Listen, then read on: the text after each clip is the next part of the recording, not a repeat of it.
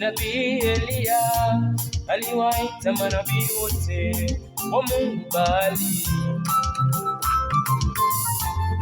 Nabii Eliya aliwaita manabii wote wa Mungu Baali. Lengo la Eliya lilikuwa ni kuthibitisha Mungu wa kweli ni yupi kati ya Mungu wa Baali na Mungu wa mbinguni. Eliya